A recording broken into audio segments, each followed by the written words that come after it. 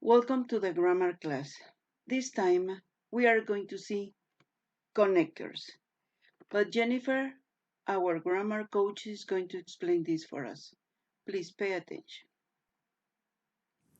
Hi, it's Jennifer, your grammar coach. Today we're going to review coordinating conjunctions and adverbial time clauses and phrases. To review these grammar points, we'll continue with our unit topic of pandemics. First, let's look at coordinating conjunctions. These connectors join independent clauses and link ideas of equal importance. All are preceded by a comma.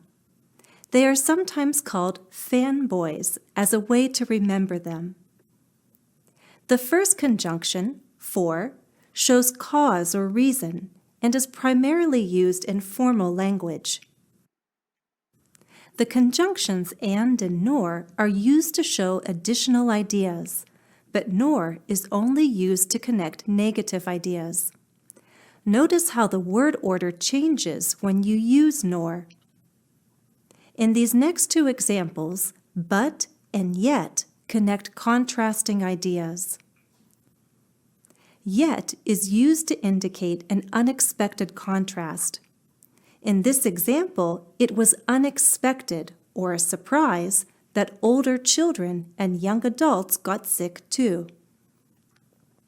And finally, or connects alternative ideas, while so expresses results. It shows the idea in the second clause is the outcome of the first idea.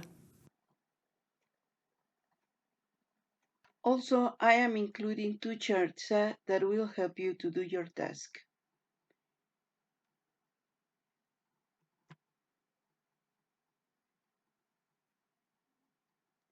Okay, see you soon. Bye-bye.